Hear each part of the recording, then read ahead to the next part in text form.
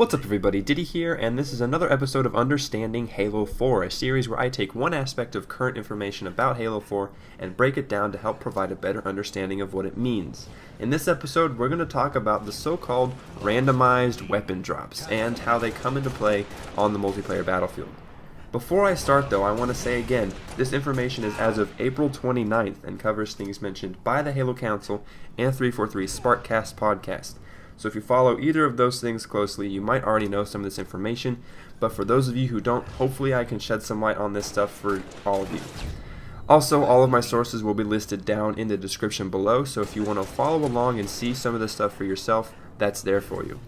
And one more thing, if you're watching this video at a later date and some of this information is outdated, I will make an update video covering those changes as necessary.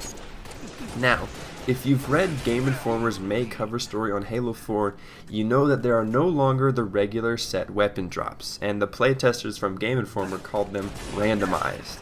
A lot of people saw this and immediately thought, random drops? So you mean that if I'm chasing someone to an area and a rocket launcher could just spawn at their feet and get a huge advantage of me simply at random? That's totally unfair. Well, no, not really. In 343 Sparkcast from April 17th, this is the first topic they clarify, and if you want to hear this for yourself, which I highly urge you to, it starts at around 2 minutes and 20 seconds into the podcast. The initial weapon drops are still in place. For instance, on Asylum and Halo Reach, you still have players making that initial push to the sniper. Those initial weapon spawns are still in Halo 4. It's the change with the spawns after that. The ordnance drops, as they're called, will still be timed and will have an additional audio and visual cues to communicate with the player to when they're coming in, and they tell which weapons have dropped with a little icon. Similar to a firefight effect, you see the initial ordnance drop coming in, and then it has that little icon to where the ordnance is.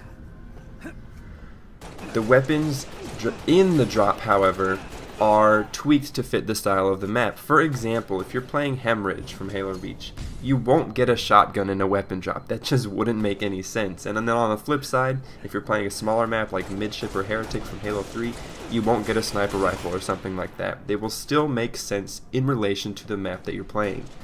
They also said that these drops can still be customized in custom games. So for those of you who are hardcore MLG guys who think that this new ordnance drop system won't be as competitive for MLG in Halo 4, the map testers over there can tweak the settings to their competitive liking, so don't worry about that. 343 also says in the podcast that although not distracting, there are a lot of warnings as to when and where the drops are coming in. And in some rare instances, the drops can actually kill you if you're standing in the exact spot when they come in. So for those of you who like to camp the power weapon spawns, you might actually get punished for it. But if you actually do, there are so many warnings, then you kind of asked for it. The last thing I want to cover is a first impression article over on HaloCouncil.com.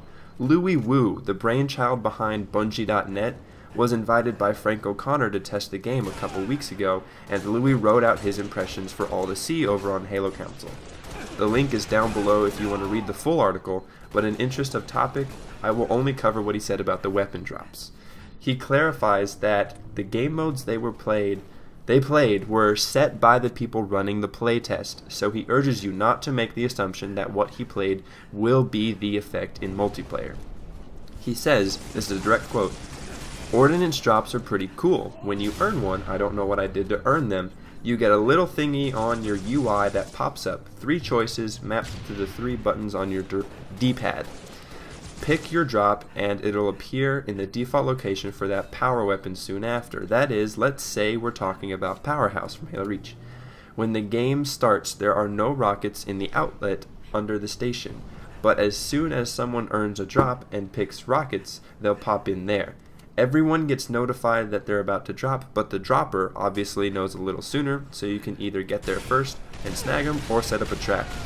And then later on, immediately after, he clarifies this statement by saying, "I have no clue what generated the ordnance pop-up in my HUD. I assumed it was something I, quote, earned through kill streak, kills, points, something else.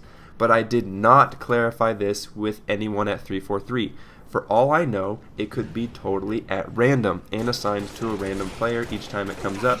No earning involved. I simply don't know. So, don't take this to mean that ordnance drops will now be earnable like kill streaks from other games. From what 343 has said in the podcast, the ordnance drops are still timeable, so don't freak out just yet. There will be more information and more specific details released later on, I'm sure of it. This also tells us that certain weapons might have certain drop locations. For example, let's go back to Asylum.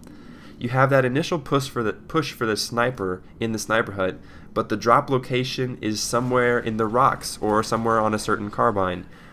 That's how I imagine this playing out. It'll shift map control throughout the match. So that's pretty much all I have for you guys today. I have a feeling that this is one topic that I'll have to cover again, as there are so many unanswered questions about it. And again, I'll be watching the comments very, very closely. So if you're watching this at a later date, maybe even after a convention where more information was revealed, don't worry, an update video will be on its way. If it's already up, it'll be linked on the screen right now. So go ahead and click that subscribe button if you want so you don't miss an episode, and I'll see y'all in the next one. Keep it real.